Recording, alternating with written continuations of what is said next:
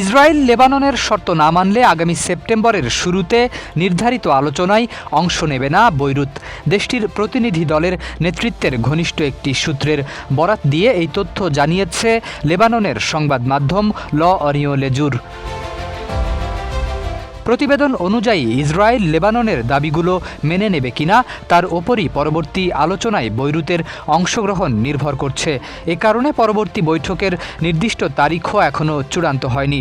সূত্র জানিয়েছে ইসরায়েল শর্ত মেনে না নিলে নতুন করে কোনো আলোচনায় বসবে না বৈরুত।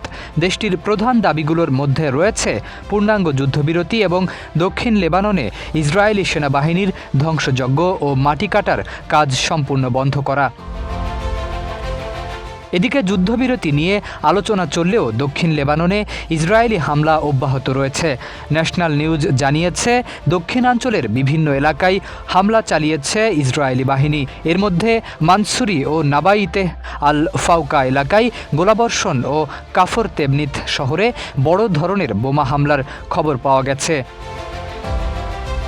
দুই দেশের মধ্যে যখন কূটনৈতিক আলোচনা চলছে তখনই দক্ষিণ লেবাননে এসব হামলা নিয়ে নতুন করে উত্তেজনা তৈরি হয়েছে। এতে যুদ্ধবিরতি নিয়ে তৈরি হওয়া অনিশ্চয়তার মেঘ আরও ঘনীভূত হবে বলেই ধারণা বিশ্লেষকদের।